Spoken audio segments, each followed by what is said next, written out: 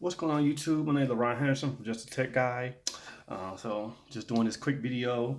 So I want to know how many other out there got either your Xbox Series X or S or PS4 digital or physical edition. So I know I'm personally for me, I'm just waiting until the hype dies down. You know, I might wait for the God of War to come out because that's the game I'm really most excited about. So that's pretty much what I'm waiting on. So I don't really plan on doing it in pre-order because there's too much hype going on right now, shortages, limitations, and all the other good stuff when a new system or game drops. But for those out there who are going to get one, which one are you leaning to? Are you leaning more to the Xbox or are you leaning more to the PlayStation? So let's talk about the difference between the two. So we'll start off with the Xbox Series X first. So with this way, that way when you go out and get one, you know what you're getting. You know what you're buying. So especially if you're buying it for your kids or whatever, so you're going to want to know the difference between everything out there between Xbox and the PlayStation because they both each have two systems coming out. So we'll start with Xbox. So the first one is the Xbox Series X. With that one, that is the the digital version of the Xbox. So you can still play your old disc on that game. So you'll still be buying physical discs to play your games on. It's also fully backward compatible with all generations of Xbox from the very first Xbox all the way up to the Xbox One and 360. So you can play all generation version of games on a physical edition. If you still have those old disc games, you can just pop in the disc and you'll be able to play them. Xbox is also offering something called Smart Delivery. So if you have any older games, or for the Xbox One or One X, you'll get a free upgrade to the Xbox Series X version of that game. So that's what the Xbox Series X is all about, pretty much. So you can still play any kind of physical disc on there, which is what I prefer personally. Some others may not, but I prefer physical discs. I'll get into that in a little bit. So we'll go on to the next one, the Xbox Series S. So what that one is, that is a smaller version or a lower version of the Xbox Series X. So on that one, it's a digital only, which means you cannot play any kind of physical disc on that one. It's a digital only system, which means you have to buy the games from the Xbox store and download them that way. So it's also backward compatible with older Xbox games, but you can't play your old physical disc on it. So if they're digital, then you can bring them on over to the Xbox Series S version. It's also cheaper. It's a $200 price difference.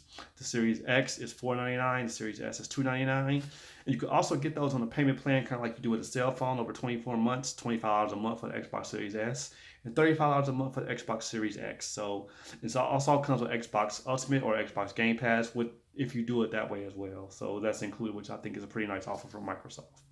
So that's the two versions of the Xbox that's coming out. So let's go on to the PlayStation. There's the PlayStation 4, the physical version, just like the Series X. You can play all your physical games on there. Now keep in mind, it's only backward compatible with PlayStation 4 games. Unlike Microsoft, older generations from the PlayStation 1, 2, and 3 will not be playable on the PlayStation 5. Only PlayStation 4 games will be playable on the PlayStation 5. So keep that in mind. They do have a feature called PSN Now.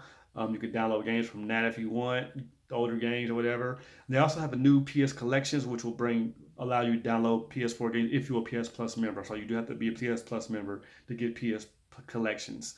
So they're going to put looks like a few of their first party games on there, a few other games like Uncharted, some other third party games on there. I can't remember the whole list of games that's going to be on there, but it's going to be quite a few that you can download from day one. So I think that's pretty cool. But unlike Microsoft, they don't put their first party games available on their digital version or the digital stores like Microsoft does with Game Pass. PlayStation doesn't do that, unfortunately. I wish they did, but they don't.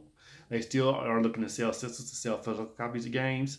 So as of the time being, they will not be offering all their first-party games on PS Now or their new PS collections with the PS5. So if that's something that you're looking for, just keep that in mind. And that's not going to be the case. Maybe it will be a few years down the line, but it's not the case right now at this moment.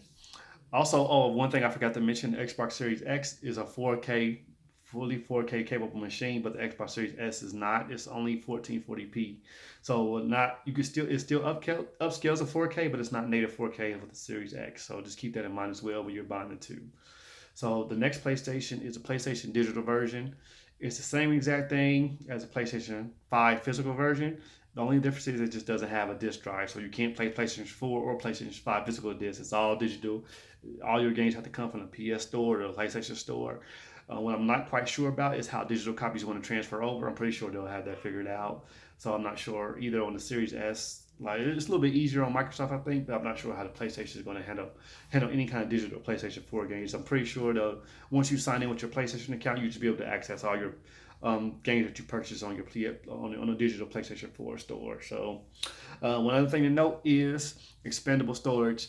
The Xbox Series S and Series X, they do have an expandable storage. It's proprietary, which means you have to buy it from Microsoft specifically. They partnered with Seagate, and it's a 1 terabyte SSD drive. It's $219, so which is pretty expensive, but it's not too expensive considering the cost of normal SSD drive. They usually run about the 250 range, depending on the storage size you're getting, whether you're getting a 1 terabyte, 2 terabyte, or even 500 gigabytes. So the price range is about what a sort SSD normally costs. So keep that in mind when you're buying the Xbox. You're going to have to buy it from Microsoft. There's not any third-party hard drives you can buy. Oh, and one other thing to mention about that is when you do play your older Xbox games, you cannot store them internally on an Xbox's hard drive. They only run off the external hard drive, so keep that in mind as well. So if you are going to play your old previous Xbox games, you have to have an external drive for that. Same thing with PlayStation. You cannot install PlayStation 4 games on the internal hard drive. They are going to have to be on the external drive that you can boot up from to play from. So that's how the backward compatibility is going to pretty much work. So if you have games on an external hard drive, you can just plug in that hard drive and play your old PS4 games or your old Xbox One games. So also the pricing is $399 for the PlayStation digital version and $499 for the PlayStation 5 physical version. So it's $100 difference, whereas the Xbox is $200 difference. PlayStation's only $100 difference, and the PlayStation 5 rather digital version, the $100 more than the Xbox Series S digital version. So keep that in mind too. If you're looking to be more on the cheaper side, and you probably want to go with the Xbox Series S. But it also depends on what system you played on previously. So if you want to carry out your older games from the previous generation, then you probably want to stick with that, unless you're going to switch to a new system, then that's a whole other story. But that's totally up to you. So which one should you get? It's really up to you and the kind of system that you like, the previous games that you have, where your friends play. If you're going to be playing online, not me personally, I don't really play online too much. I usually play single player games. So that's primarily why I always prefer PlayStation or the Xbox. So I'll be getting the PlayStation 5 myself, but I'm going to wait till all the hype dies down. Maybe for a sale or something, or when God of War comes out. We'll see. Might see trading values to trade in my old PlayStation 4 Pro. So we'll see how that go. But anyway, I just want to cut this quick video to let you guys out there know who might be new to console gaming, or if you're a parent looking to pick it up system for your kids, so you can know all the difference, because there's a lot of confusion out there about what system does what, especially with the Xbox, because there's also the Xbox Series X is similar to the Xbox One X, but they're not the same system, and there's a lot of confusion about that. A lot of people have bought the wrong system with the Xbox. So I just want to cut this video to cut down, hopefully help out with some of the confusion, cut down on some of that of what's going on right now. I know as of now the pre-orders are sold out.